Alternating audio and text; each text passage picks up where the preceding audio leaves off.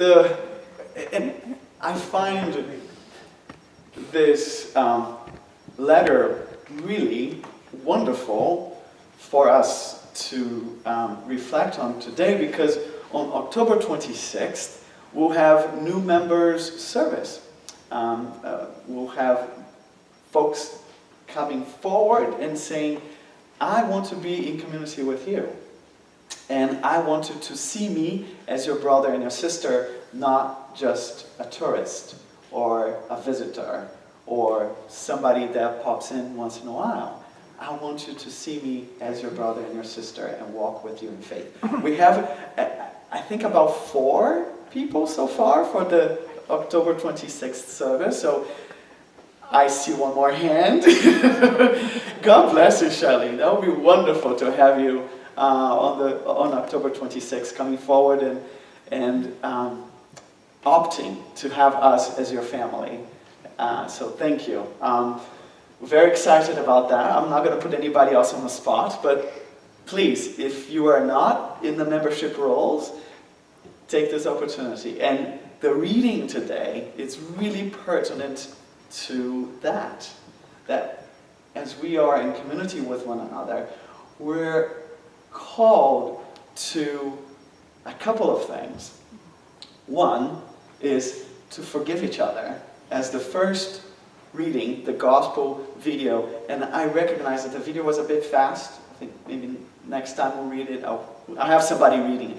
But it was the story of Peter coming to Jesus and asking Jesus, so, how many times should I forgive?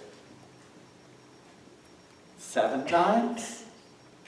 7 times 7? Well, Jesus gives him a reply that shocked him a bit. 70 times 7, which to us may seem like, okay, that might be manageable, and I might have reached that quota already, so I should stop forgiving everybody. But what Jesus actually meant is an infinite number. An infinite amount of times we're called to forgive each other.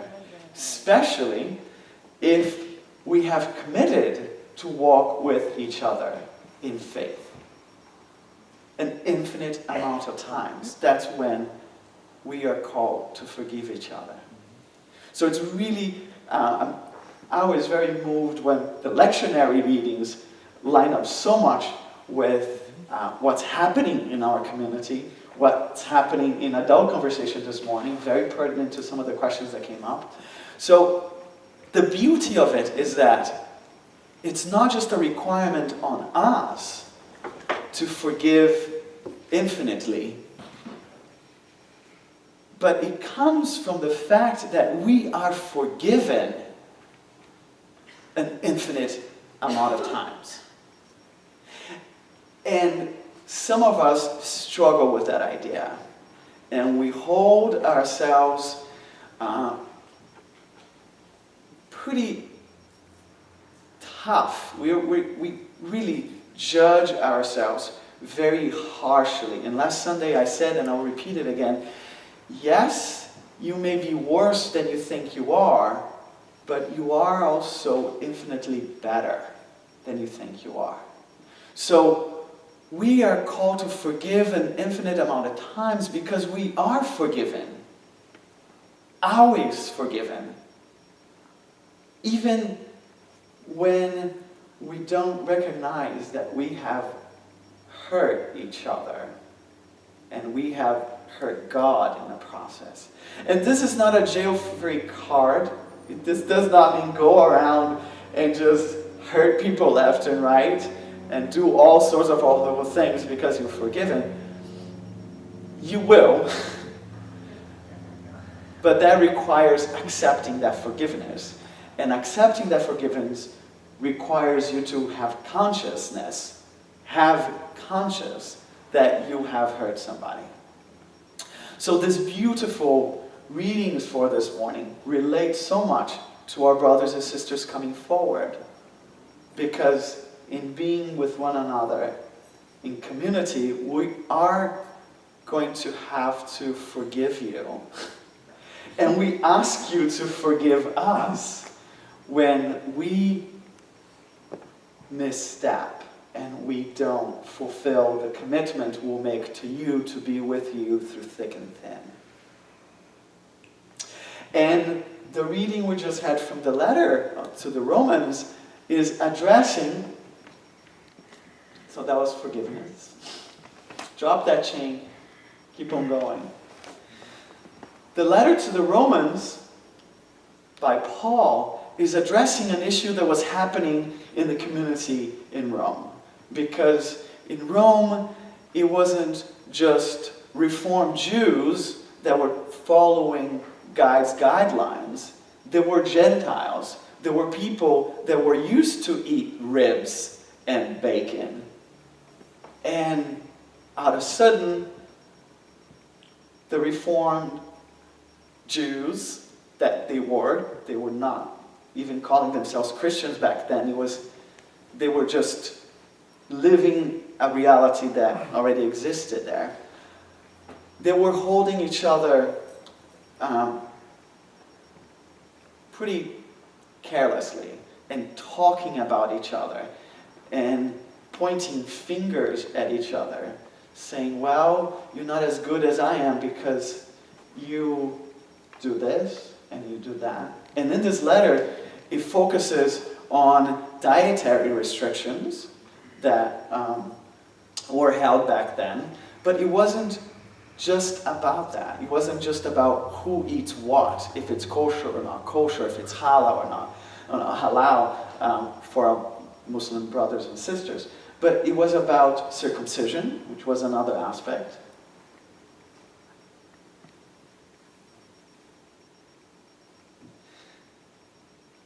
Which was big. Because for some, in order for you to be part of the community, you had to be subjected to circumcision, and some of the Gentiles were just not up to that. And Paul, and even Jesus said, it's not really a requirement. It is a cultural practice.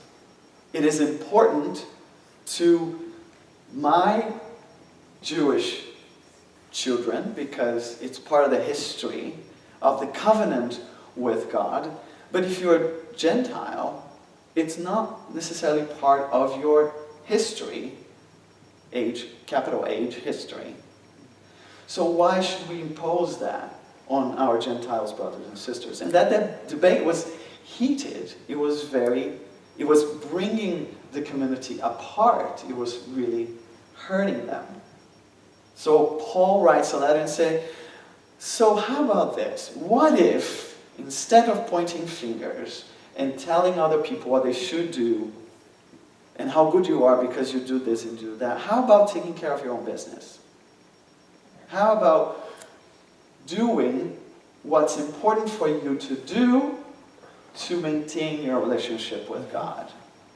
Instead of criticizing other people and pushing people aside, separating them from the community and separating them from God.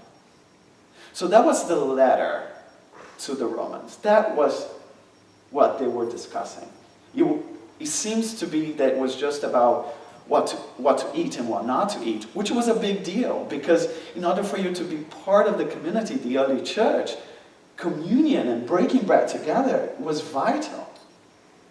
And in the Jewish culture, eating together is very important. So if you sit together and you're going to eat, but you're not going to eat with anybody that's eating pork, it causes a big problem, doesn't it? How can we sit together and eat together and break bread together if what I eat is not what you eat, and what you eat makes me nauseous? And I think you're wrong. So Paul is saying we have to be community together, and sometimes we're not going to agree with what we think or what necessarily we do. But as long as that does not hurt anybody else, it's not about what you put inside your body. It's about what comes out of you. It comes out of your heart, comes out of your mouth, comes out of your mind. So let's get beyond that, Paul says. And I repeat that today because today, in our communities, We have differences. We have differences in opinion. We have different parties we might be affiliated with. We have different ways of living out our sexuality. We have different ways we live out our, work environment, the things that we do, the work that we do. And there can be a lot of judgment. And the message this morning that I hear is, forgive each other. And don't worry about making other people perfect or forcing them to do what you think is the right thing to do. Because ultimately, if it is a community of God, it's a diverse community. And people will look different, and they will do different things, and they will think differently. But we can all gather together around God's table, because there is room for everybody in God's table. Maya Angelou says, do the best you can until you know better. Then when you know better, do better. And it's not up to me to tell you what to know, what to do. It's up to you to know better and to do better. So, it's God we are answerable to. And it's a dangerous statement here because it may seem like we're not answerable to each other. Yes, we are accountable to each other. But there are some aspects of our spiritual life that are really about you and God. And if that brings you closer to God or separates you from God. We're accountable to each other when it comes to being there for each other. When it comes to your actions affecting me or affecting somebody else. But what I eat is not really going to affect you, will it? Who I love or do not love will not affect you, will it? And so many other aspects of our lives together that we feel very tempted to point fingers and judge. And that only causes separation. So let's be accountable to God when it comes to our relationship with God. And we'll be accountable to each other when it comes to our relationship with each other. And when it comes to being with each other, we're called to forgive each other infinitely.